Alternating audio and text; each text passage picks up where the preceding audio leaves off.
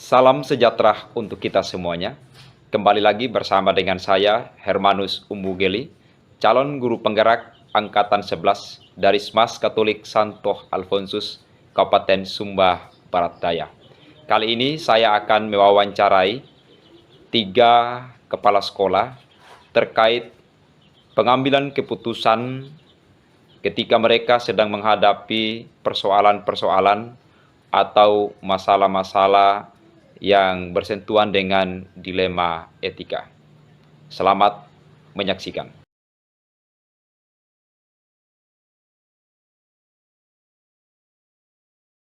Baik, selamat siang Bapak Kepala. Selamat siang Pak Guru. Ya, Bapak Kepala, perkenalkan saya Hermanus Umbugeli, saya calon guru penggerak Angkatan 11.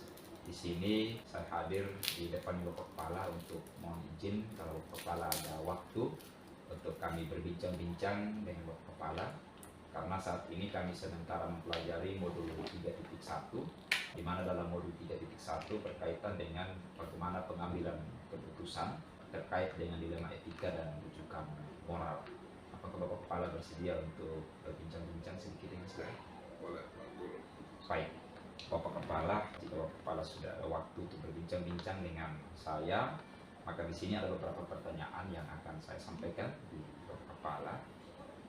Pertanyaan yang pertama berkaitan dengan cara untuk mengidentifikasi kasus-kasus yang berkaitan dengan dilema etika dan rujukan moral. Kalau kita berbicara tentang dilema etika, itu kan benar lawan benar, sedangkan rujukan moral itu berkaitan dengan benar lawan salah. Kira-kira bagaimana cara Bapak mengidentifikasi dua kasus itu? Baik Pak Herman, berkaitan tentang bagaimana saya mengidentifikasi terkait tentang permasalahan kasus-kasus yang berkaitan tentang dilema etika maupun juga moral. Memang ada juga kasus-kasus tadi itu saya langsung identifikasi khusus, kemudian saya analisa apakah itu permasalahan yang dialami oleh guru maupun pegawai itu termasuk dilema etika maupun juga moral. Dan ada juga cara lain yang saya gunakan itu adalah melalui perantara baik itu guru, wali kelas, kemudian BK, Makasih, untuk mengidentifikasi terkait tentang persoalan atau permasalahan yang dialami oleh siswa misalkan. Kemudian mereka analisa di tingkat-tingkat itu, kemudian nanti baru dipetakan apakah itu termasuk dilema etika atau rujukan moral. Dari situ nanti baru kita bisa tahu, oh ya ternyata ini dilema, kasusnya dilema etika, benar, benar.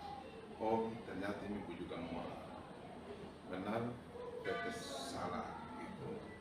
Dari situ proses identifikasi.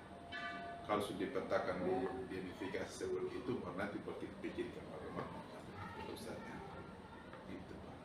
Baik, terima kasih. Berarti saya tangkap di situ bahwa dua cara ya Bapak Kepala, diidentifikasi secara langsung atau menggunakan perantara, yaitu staff di situ. Baik Bapak Kepala, pertanyaan yang kedua, bagaimana Bapak menjalankan keputusan-keputusan, terutama kasus-kasus yang berkaitan dengan dilema etika dan rujukan moral ini? Tentu ini yang mengandung dengan nilai-nilai kebajikan Bapak Kepala. Kira-kira bagaimana cara menjalankan pengambilan keputusan? Prosedur pengambilan keputusan itu tentu melewati berbagai diskusi atau musyawarah itu berjenjang.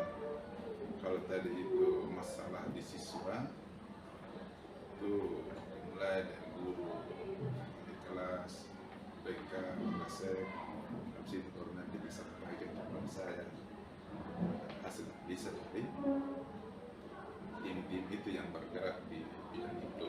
Di situ pernah mengambil keputusan. Begitu juga dengan pegawai atau guru, ketika tadi itu sudah tahu dia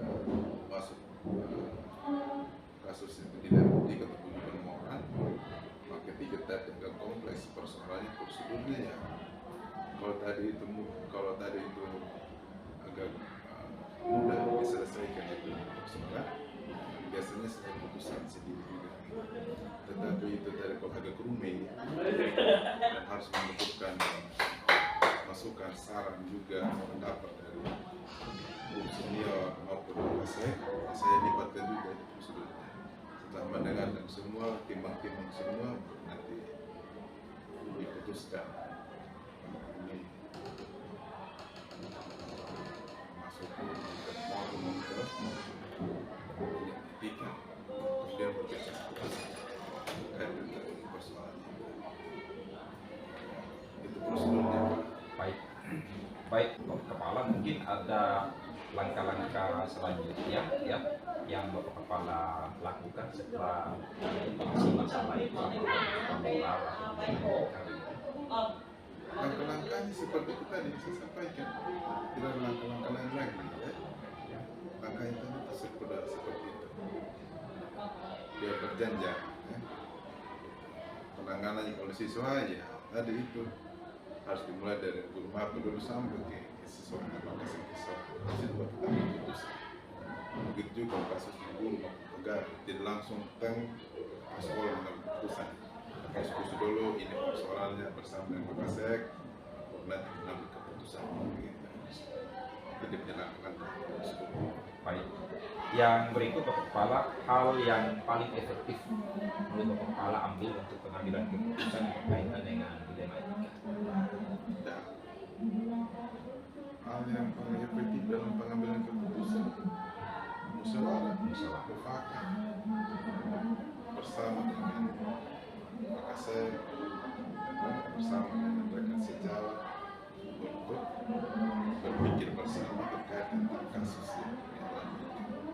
Dari situ baru kita berikan putusan seadil-adilnya sesuai dengan kasus. Musyawarah dan mufakat itu musyawarah dan guru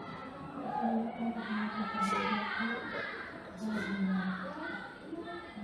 nanti berikan putusan. Terima kasih Bapak Kepala. Yang berikut, kira-kira apa tantangan yang Bapak Kepala dapati ketika mau mengambil suatu keputusan yang berkaitan dengan dilema etika? Tantangannya yang pertama itu kalau tadi itu yang diajak diskusi tidak paham kan dilema etika atau bujukan moral, atau boleh kita bilang ada kurang pemahaman tentang itu gitu. Akhirnya nanti dia bertahan dengan dia kondisi demikian gitu, padahal tidak sesuai dengan kriteria itu, apakah dia dilema etika atau bujukan moral. Dan kedua, bagi yang mengalami kasus dilema etika maupun bujukan moral, tantangan kita itu ya menjadi dilematis dalam memberikan sebuah keputusan, karena kalau tadi itu dia dilema etika, kalau kasusnya tadi itu orang tuanya sakit misalnya, sering terjadi orang tuanya sakit, izin di sekolah itu 3 hari, tapi dia minta izin 2 minggu. Di lain sisi memang dia benar, ya, Karena orang tua yang sakit. Tapi kan di lain sisi lembaga menyalahi aturan, karena izinnya lebih banyak, dikasih 3 hari tapi lebih dari 3 hari. Tentu ini lembaga rugi, ya kan? Yang dirugikan siapa ya, anak-anak. Ya. Tapi selama ini yang dijalankan itu ya kalau tadi gurunya anak-anak tetap kan bisa diwakilkan supaya tadi proses pembelajaran di sekolah berjalan dengan baik. Biasanya kasus minta tolong ibu untuk kita tugas di piket untuk disampaikan kepada anak supaya pembelajaran di kelas yang terus sekarang. Tantangan ketiga itu pengambilan keputusan. Tantangan pengambilan keputusan itu saya sebagai pimpinan mengambil keputusan menjadi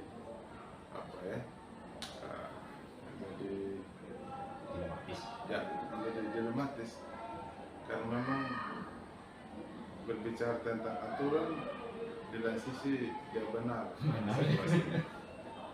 Hakim di situ lebih banyak pertimbangan kemanusiaan. Akhirnya kadang-kadang kita mengorbankan aturan lembaga untuk kepentingan guru ataupun siswa, karena situasinya tadi itu bukan dia mengada-ngada, tapi memang benar-benar itu tantangan yang saya alami sebelumnya. Begitu Pak Herman. Baik, Bapak Kepala, ini dari tantangan-tantangan, persoalan-persoalan yang Bapak Kepala sudah jabarkan dari tadi. Nah, ketika Bapak Kepala diperhadapkan dengan persoalan-persoalan seperti itu, apakah dilema etika atau rujukan moral, biasanya Bapak Kepala menyelesaikan itu menggunakan tahapan atau prosedur tertentu, atau begitu ditemukan persoalan itu langsung diselesaikan dengan saat itu? Kira-kira bagaimana? Bagaimana menyelesaikan masalah? Tadi saya sudah sampaikan juga, dalam menyelesaikan masalah itu tergantung konteksnya, persoalannya. Kalau tadi itu masalahnya sudah diselesaikan, mungkin hari itu juga bisa saya selesaikan untuk memberikan keputusan. Tetapi kalau tadi sifatnya itu harus didiskusikan, itu harus dimusyawarahkan, harus melibatkan rekan sejauh kasih, maka memang kalau hari ini kita ketahui jadi dilematika kebutuhan moral, besok ini kalau kita diskusi lagi untuk memberikan keputusan ini. Jadi terjatuhlah Pak Herman, tidak ada jadwal khusus atau kemudian tergantung masalahnya. Kalau hari ini belum bisa diselesaikan, langsung kita berikan keputusan. Tetapi kalau tadi belum bisa diselesaikan, kan harus dikumpulkan pendapat, ya kan? Kumpulkan ide-ide terkait dengan masalah-masalah itu, ya sudah besok keputusan. Sehingga keputusan itu betul-betul adil, tidak ada kerugikan baik itu guru atau siswa maupun lembaga tempat bermanfaat pekerjaan. Ya, super sekali Bapak Kepala. Selanjutnya Bapak Kepala, apakah ada orang atau mungkin faktor-faktor lain yang mampu mempermudah Bapak Kepala dalam mengambil keputusan berkaitan dengan dilema etika dan moral? Faktor yang mempermudah itu adalah ya, dengan adanya betul bersama, musyawarah bersama, rekan guru kasih, sehingga mempermudah juga dalam pengambilan keputusan. Ya, dengan adanya kerjasama, musyawarah bersama, di situ ada kolaborasi untuk mengambil keputusan. Karena keputusan membuat keputusan itu kalau dipikirkan secara bersama-sama itu lebih bagus daripada dipikirkan sendiri kemudian mengambil keputusan. Ya, baik Bapak Kepala, ini pertanyaan terakhir Bapak Kepala. Dari persoalan-persoalan, masalah-masalah yang dihadapi, kira-kira apa ya pengalaman baik yang Bapak Kepala bisa petik dari situ? Pengalaman baik ya, saya menjadi lebih dewasa, lebih bijaksana dalam mengambil keputusan. Karena dengan kasus-kasus demikian, kemudian dengan bantuan rekan-rekan dan musyawarah, keputusannya menjadi adil, keputusannya menjadi tidak merugikan satu Salah satu pihak yang sudah satu pihak, sama-sama diuntungkan lah. Dan kedua ya, evaluasi bagi saya pihak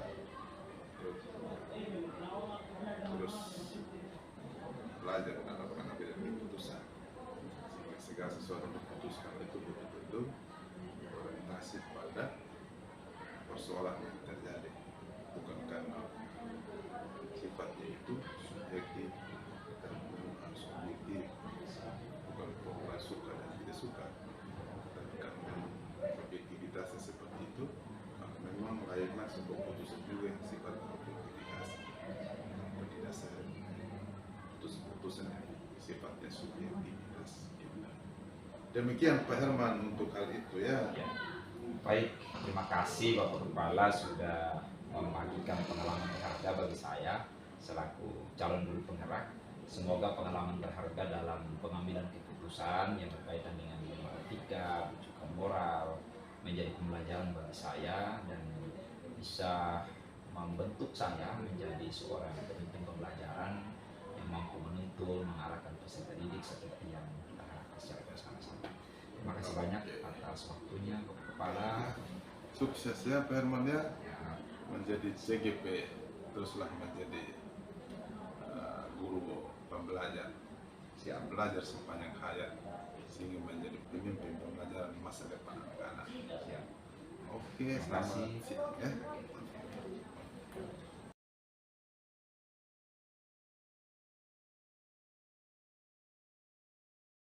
Ibu, Ya, ya, perkenalkan saya Rahman Sumugini, calon penggerak angkatan 11. Saya hadir di sini untuk menimba pengalaman dari Ibu terkait bagaimana cara pengambilan keputusan dari masalah-masalah yang berkaitan dengan dilema etika dan rujukan moral. Ibu, kalau berkaitan dengan dilema etika itu kan berkaitan dengan benar lawan benar. Kalau yang rujukan moral ini kan berkaitan dengan benar lawan salah. Mungkin di sini bisa dipahami dengan saya bagaimana cara untuk mengambil keputusan dari kedua persoalan-persoalan yang sering dialami di SMK ini. Baik, Ibu, ini kira-kira bagaimana cara Ibu mengidentifikasi kasus-kasus yang masuk dalam ranah dilema etika atau rujukan moral yang sering ditemukan di SMK? terima kasih. Saya panggil Pak Herman gitu ya. Terima kasih atas pertanyaannya. Kalau melihat apa saja yang terjadi di lingkungan sekolah, sebenarnya banyak kasus yang dilema etika, dilema moral, ya sebenarnya kasus banyak. Tetapi saya mau membatasi beberapa biar tidak melebar pembicaraan ini, kita batasi saja. Ada rujukan moral, mendeteksinya bagi saya ya apakah peristiwa itu bersinggungan dengan aturan regulasi. Juga banyak hal yang berkaitan dengan aturan umum di masyarakat. Juga karena saya sekarang tinggal di Sumba, jadi mungkin ada yang bersentuhan dengan adat dan sebagainya, maka saya melihat itu dari sisi yang berbagai macam, tergantung pada masalah.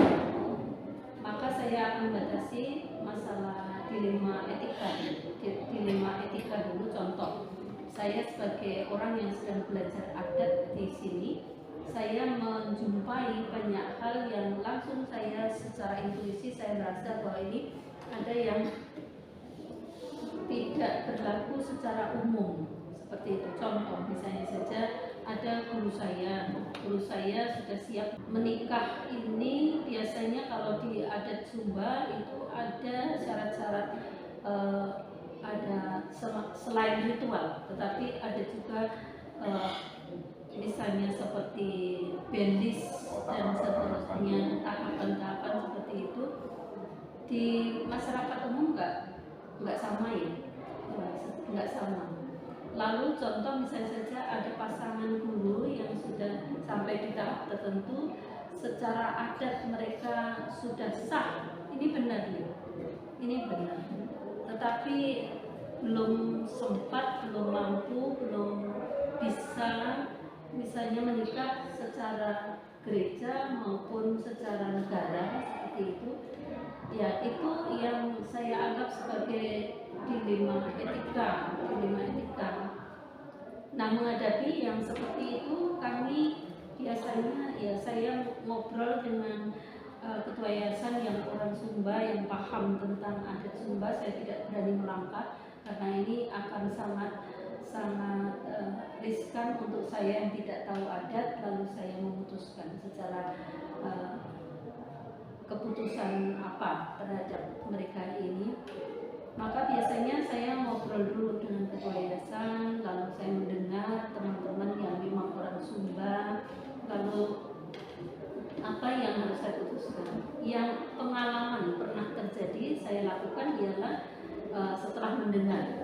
mendengar banyak masukan, saya bilang kepada guru coba sesegera mungkin untuk menikah secara gereja atau secara negara, karena kedinasan itu tidak ada sangkutnya dengan adat. Ya, jadi kalau adat dibenarkan, oke, karena itu memang budaya, itu memang ya secara adat memang sudah sah seperti itu. Tetapi kedinasan saya mematok begitu atau menggariskan bahwa yang namanya hidup berkeluarga harus sah secara gereja, harus sah secara kenegaraan, administrasi negara, saya seperti itu. Jadi biasanya saya memberi waktu paling lambat biasanya setengah tahun. Setengah tahun cukup lama untuk mengumpulkan ya segala syarat yang tidak ringan, yang tidak mudah bagi pasangan ya, calon mempelai seperti itu. Jadi waktu orang yang masih belajar adat, saya memutuskan seperti itu. Kalau itu berkaitan dengan dilema etika. Baik, terima kasih ya. Sudah berbagi pengalaman ya, cara mengidentifikasi persoalan-persoalan yang berkaitan dengan etika dan juga masuk ke Mama ini kira-kira bagaimana ya Mama bisa mengambil suatu keputusan berkaitan dengan dilema etika tadi, di mana di situ kan ada benar lawan benar. Kita bicara soal adat tadi kan, bahwa secara sekolah benar bahwa memang guru ini wajib menikah, gitu. Tapi di segi adatnya ya kan harus sampai ke tahap begini. Nah, adat kan benar, mana kamu menikah? Posisi kamu belum sampai ke tahap ketiga, gitu. Nah ini adat benar ini. Tapi dari lembaga, ya kalau memang sudah berkeluarga harus menikah kan, gitu. Ya, kalau saya sih landasannya latar belakang saya mengambil keputusan, saya kasih waktu, saya beri waktu untuk siap dan segera menikah di depan gereja, di depan altar, misalnya seperti itu kalau agamanya memang Kristiani. Ya saya masih berpegang pada prinsip bahwa guru itu orang yang wajib digugu dan ditiru, dan bagaimana secara pandangan umum guru akan mengajarkan moral kepada anak didik kalau dia sendiri melanggar moral secara umum. Ya, jadi yang menjadi tuntutan kedinasan ya menikah sah secara gereja, secara administrasi negara seperti itu yang dipandang sebagai orang menikah, orang membangun keluarga. Dan kedinasan tidak punya sangkut paut dengan anak seperti itu. Jadi itu prinsip di sekolah. Jadi yang namanya menikah secara adat ya silakan, kita nggak ngurus itu. Tetapi yang kami urus adalah keabsahan di hitam di atas putih secara sakramental, secara kenegaraan seperti itu, karena dia guru, bagaimana dia mendidik moral kalau dia sendiri tidak bisa menjalankan itu. Kalau saya sih sebagai ikon tokoh yang dulu ditiru oleh masyarakat. Ya suka sekali Bunda. Nah selanjutnya Ibu ini kira-kira ini kan Ibu mengajukan nikah. Kalau berbicara tentang urusan adat kan itu urusan pribadi yang harus diselesaikan dengan cepat supaya jangan melanggar juga norma adat ini.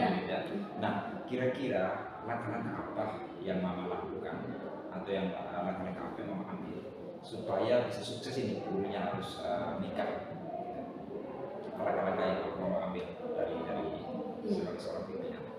Kalau kami sih tidak sampai ke keluarganya ya. Kami ngajak diskusi aja, ngajak diskusi calon pengantin yang guru ini, ya. Bagaimana persiapan Anda, kesulitannya seperti apa yang bisa saya bantu, saya seperti itu, agar ya tenggang waktu yang kami berikan itu bisa ya dilaksanakan dengan baik, bisa diselesaikan dengan baik. Diberikan Tenggang waktu. Itu tadi saya kasih waktu biasanya setengah tahun ya. Setengah tahun karena menikah di sini nggak mudah. Menikah di sini nggak mudah. Jadi seperti itu. Ya, selama itu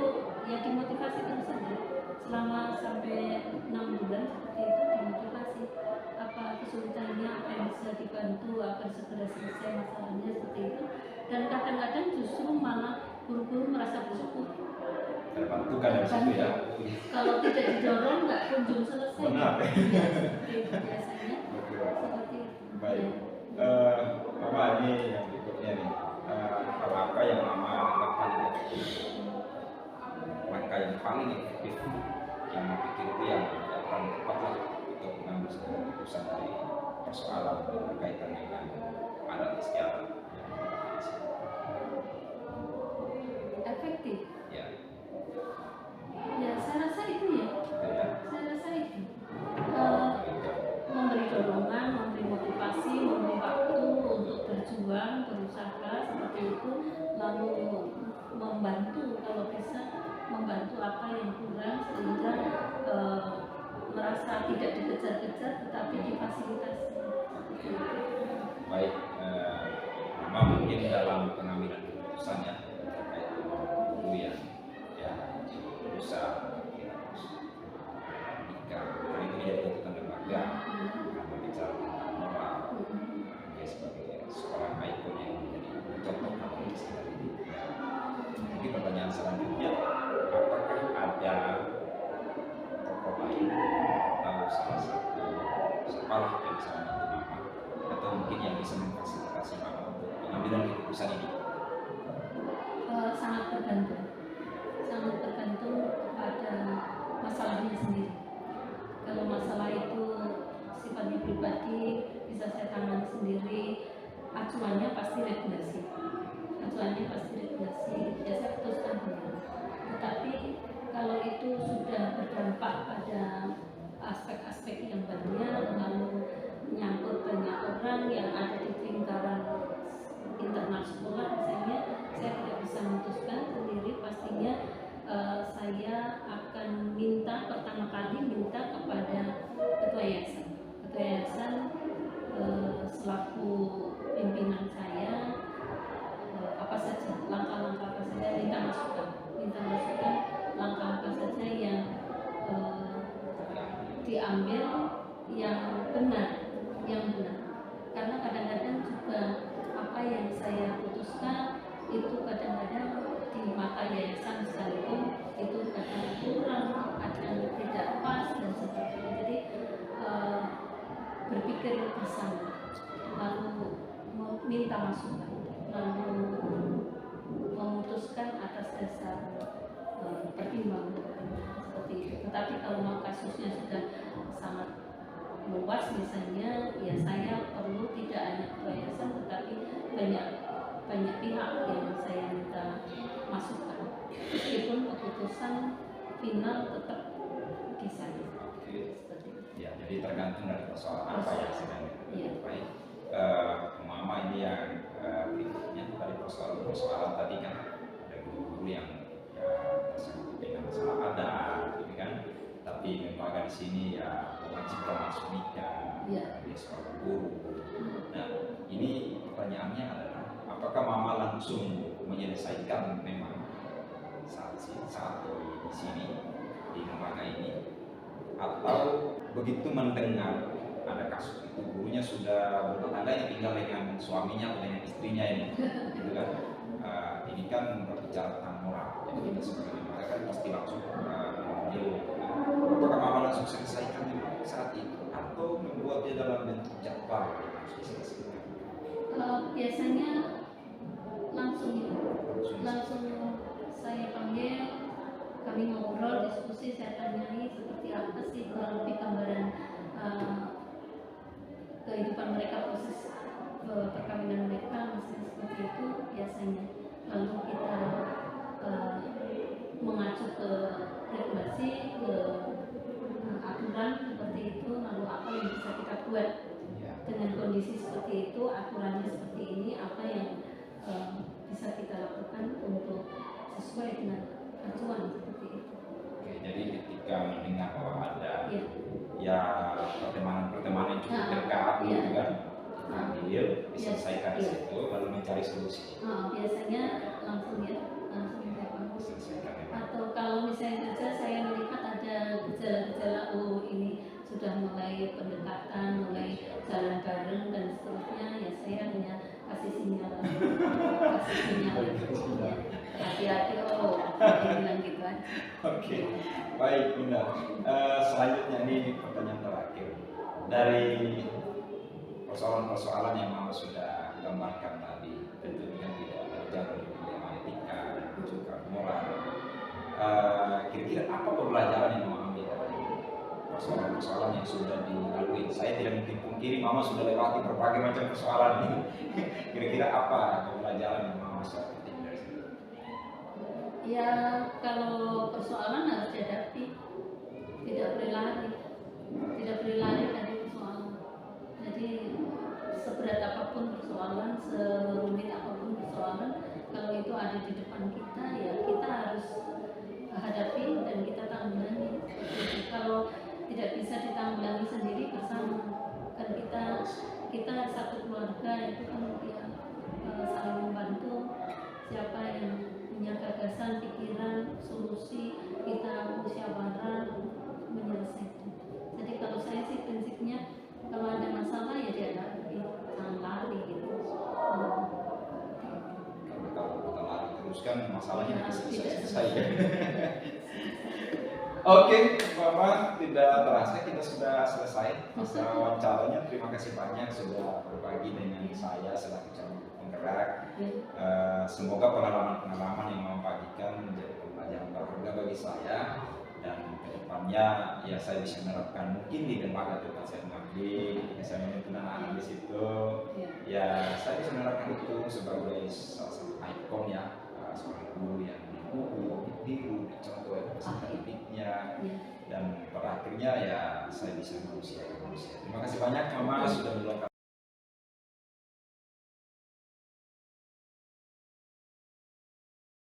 Baik, selamat siang Bapak Kepala. Baik, hari ini saya hadir di sekolahnya Bapak Kepala. Sebelum kita mulai untuk wawancara, perlu saya perkenalkan diri ya, Kepala. Nama lengkapnya saya Hermanus Mbukeli. Saya adalah seorang calon guru penggerak angkatan 11 di Kabupaten Sumba Barat Daya. Nah, kali ini saya ditugaskan untuk mewawancarai Bapak Kepala berkaitan dengan pengambilan keputusan terkait dengan persoalan dilema etika dan rujukan moral. Melalui wawancara kita, saya mungkin bisa dapat untuk menimba pengalaman tentang bagaimana langkah-langkah yang Bapak Kepala lakukan untuk mengambil keputusan-keputusan itu. Perlu saya informasikan Bapak bahwa kalau berkaitan dengan dilema etika itu tentang pengambilan keputusan benar lawan benar, sedangkan rujukan moral itu berkaitan dengan benar lawan salah. Baik Bapak, mungkin kita bisa mulai ya. Iya, silakan. Baik Bapak Kepala Sekolah, kira-kira bagaimana cara Bapak mengidentifikasi kasus-kasus yang merupakan dilema etika dan rujukan moral di sekolahnya Bapak? Oke, baik, terima kasih. Dalam rangka mengidentifikasi kasus-kasus yang merupakan dilema etika atau rujukan moral di sekolah saya, yaitu SMA swasta Manda Elu. Salah satu contoh kasus yang terjadi ya, antara saya dengan guru, saya sebagai pimpinan dan dengan guru saya misalnya. Nah, di sini ada masalah. Contoh, ya guru saya melanggar etika, dan ada. Jadi di sini ada kode etik sekolah kami. Jadi guru datang tepat waktu sebelum jam 7.15, sebelum bel guru harus masuk ke pintu gerbang untuk sidik jari absen. Nah, di sini ada beberapa guru yang mungkin dia di sini dengan secara tahu dan mau juga untuk lambat dan ya dengan beberapa kendala persoalan pribadi saja. Nah, di sini saya tidak langsung untuk memvonis atau mengambil keputusan yang fatal bagi guru saya. Ya. Saya melakukan pendekatan tertentu dengan secara menegur, dengan secara membacakan ulang kode etik dengan secara ini pendekatan pribadi, dan bahkan juga mungkin saya menjadwalkan home visit sehingga saya mengenali persis kendala apa yang sesungguhnya Betul. untuk guru-guru saya. Baik, terima kasih Bapak. Ini berkaitan dengan persoalan di mana banyak atau mungkin ada beberapa guru-guru yang tidak disiplin datang sekolah. Iya. Ya. Di pagi hari mungkin datangnya 7.20, Iya. padahal kesepakatan di Dewan Guru itu 7.15 7.15. wajib guru harus di sekolah. Dan ketika menghadapi kasus itu, Bapak Kepala kan tidak langsung vonis sebagai guru, tapi melakukan pendekatan-pendekatan secara khusus ya. Apakah itu home visit ya, atau mungkin pemanggilan di ruang kepala sekolah. Baik Bapak Kepala Sekolah. Nah, selanjutnya itu bagaimana Bapak Kepala Sekolah mengambil suatu keputusan ketika di sekolahnya Bapak itu terdapat kasus-kasus di mana ada dua kepentingan di situ yang sama-sama benar dan juga mengandung nilai-nilai kebajikan. Iya. Untuk kasus ini memang kita sebagai seorang pemimpin dalam suatu lembaga pasti akan dilema dalam hal mengambil kebijakan atau keputusan. Akan tetapi ya perlu diperhatikan bahwa kita sebagai pimpinan di sini ya harus benar-benar memperhatikan itu sehingga tidak merugikan lembaga atau tidak merugikan pribadi. Nah, sehingga langkah-langkah yang dilakukan biasanya yang saya lakukan di sini, bagaimana caranya untuk membuat pendekatan untuk samakan persepsi, sehingga ya kadang-kadang di sini kan ya masing-masing individu memegang egonya masing-masing. Nah, ya sehingga yang walaupun antara kedua belah pihaknya benar, akan tetapi ya masih terjadi miskomunikasi, sehingga ya dalam proses ini pendekatan diusahakan sehingga persepsinya sama, sehingga sependapat. Itu yang saya lakukan selama ini di sekolah saya. Jadi egonya itu pasti ada, tapi kalau disamakan persepsinya Bapak Kepala, tentu di situ akan ada persamaan pemahaman begitu ya, dan mungkin di situ juga akan ada kesadaran ya, yang tumbuh dari dalam diri dari seorang guru itu sendiri, dan juga akan mengikuti aturan-aturan lembaga yang ada di sini. Tentu itu menjadi kesepakatan bersama kan, Kesepakatan bersama ya. rapat dewan guru.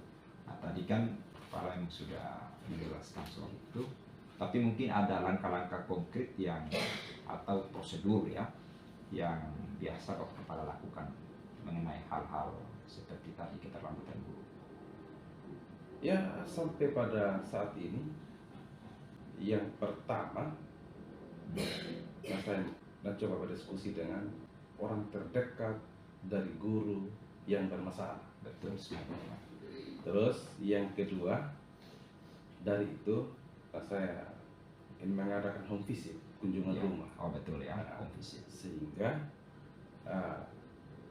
ya apa kendala, apa permasalahan lalu dibicarakan dengan baik-baik, lalu dengan home visit juga kita membangun keakraban antara pimpinan dengan guru-guru kita. Betul. Entah itu guru maupun siswa diperlakukan hal yang sama. Hal yang sama. Iya. Betul. Jadi tadi itu satu harus Bapak Kepala coba melakukan pendekatan dengan orang-orang terdekatnya gitu ya. Kalau itu ibu guru mungkin dengan suaminya, kalau dia Pak Guru mungkin dengan istrinya. Ya. Dibangun komunikasi dulu, dikasih pemahaman, setelah itu home visit untuk membangun keakraban lagi, sehingga saat berdiskusi itu tidak ada hal-hal yang kurang bagus, akan tetapi berarti ada kedekatan personal begitu Pak. Kedekatan personal yang lebih penting.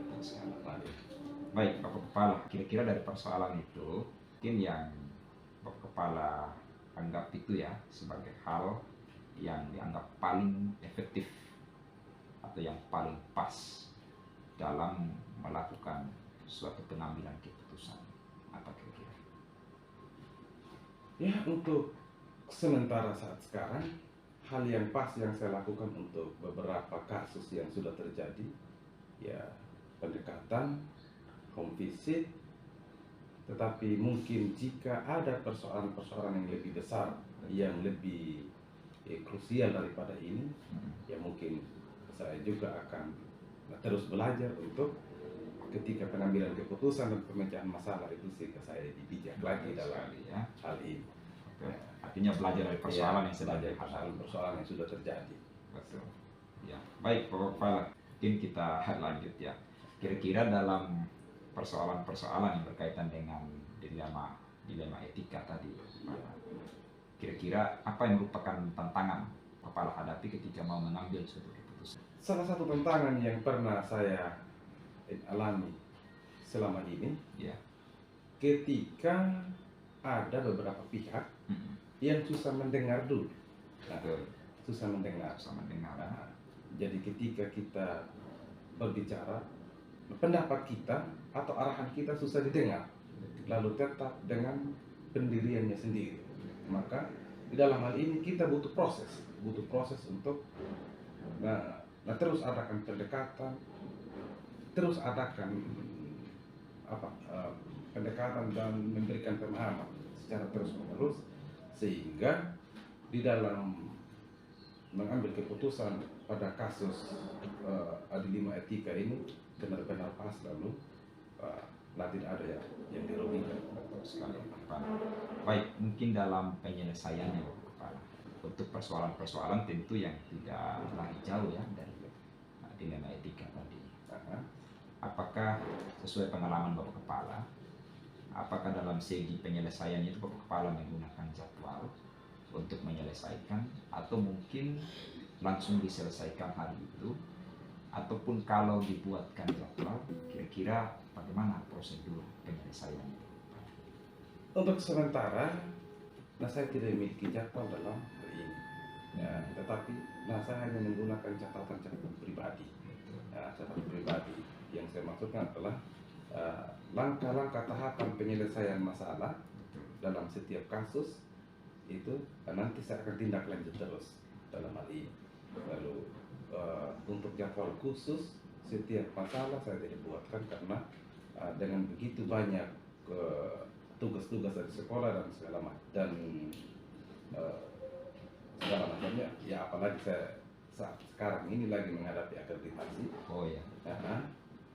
Dan ya untuk kasus-kasus yang selama ini yang terjadi, saya menggunakan catatan yang pribadi, lalu tetap ditindaklanjut terus sampai tuntas, sehingga ini kolaborasi antara pimpinan, guru-guru dan pegawai itu sedikit dan sejalan selama ini.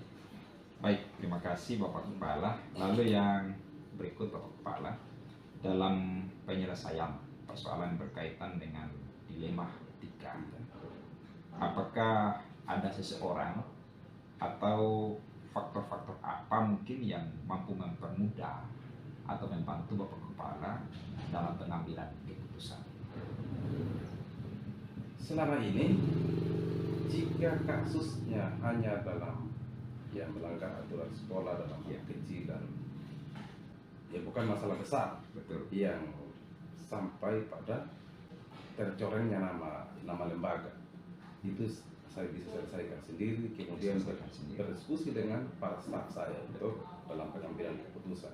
Tetapi jika itu sudah masuk pada pencemaran nama baik lembaga, maka mungkin itu saya serahkan kepada berdiskusi dengan pihak keamanan, tetapi bukan memvonis. Dipanggil sebagai mitra, ada yang namanya Babinsa, ada yang namanya Babinsa Titmas, kemudian kami berdiskusi untuk pemecahan masalah.